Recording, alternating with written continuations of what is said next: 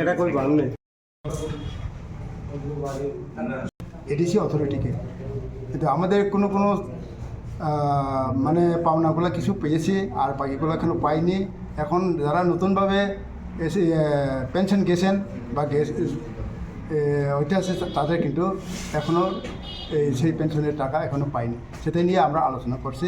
আগামী দিনে সেটা নিয়ে আমরা এডিসি অথরিটির সঙ্গে কী কথা বলতে পারি বা কী নিয়ে আলোচনা করতে পারি সেটা নিয়ে আমরা আজকে সিদ্ধান্ত নিয়েছি।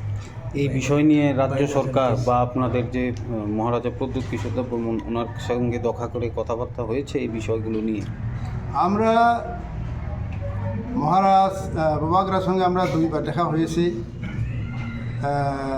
15 তারিখ অগাস্ট আর জুলাইয়ের 4 তারিখ আমরা বার্থডে দিন দেখা হয়েছে। তখনই আমরা গেছি যে মহারাজ আমরা তো পেনশনে গেছেন, আমরা এই বয়সে তো আর কোনো কাজ করতে পারি না, আমাদের তো বয়সে সাইড হয়ে গেছে এখন আমরা কারো কাছে কাজ করা বা কারো কিছু ইনকাম করা এটা তো আমাদের পক্ষে সম্ভব না। তা আমাদের যতগুলো পাওনা আছে এটা যত দ্রুত সম্ভব আমাদেরকে মিটিয়ে দেওয়াটা, এ কথা আমরা বলছি। তো তখন বাবারা বলছিল যে ঠিক আছে আপনাদের দাবি দেওয়া সব ঠিক আছে, তাই দেওয়ার জন্য অঙ্গীকারবদ্ধ, কিন্তু এই কথা বলার পরও আজ অবধি কেন দেরি হয়ে থাকছেন সেটা তো আমরা আর ওদের সঙ্গে আর কোনো আলোচনা করতে পারি। তো এই বিষয় নিয়ে রাজ্যের মাননীয় মুখ্যমন্ত্রীর উদ্দেশ্যে কিছু বলবেন? মাননীয় মুখ্যমন্ত্রীর কাছে আমাদের উদ্দেশ্য এটাই থাকবো, আপনি যেহেতু রাজ্যের মুখ্যমন্ত্রী এবং এডিসি হলো আপনার আন্ডারে আছে, সুতরাং এই এডিসি অবস্থাগুলো আপনি যদি এটা তত্ত্বাবধান করেন বা কিছু দেখাশোনা করেন বা লুক আফটার করেন তাহলে আমাদের জন্য খুব ভালো হবে। সেটাই আমাদের মাননীয় মুখ্যমন্ত্রীর কাছে আবেদন রাখবো। পেনশনে যে গেছেন আপনারা কতজন আছেন এইরকম? আমরা এখন পর্যন্ত 439 জন এখন পর্যন্ত আছে। এর মধ্যে অনেক আছে 55 জন নাকি ডাইন হার্নেস না, ডাইন হার্নে বলতে ডিউটি থাকাকালীন হে মারা গেছে, কিন্তু হে কিছু এখন পাইনি। এটা তো স্পেশাল ফ্যামিলি পেনশন পাওয়া দরকার আছিল, কিন্তু সেটা পাইনি।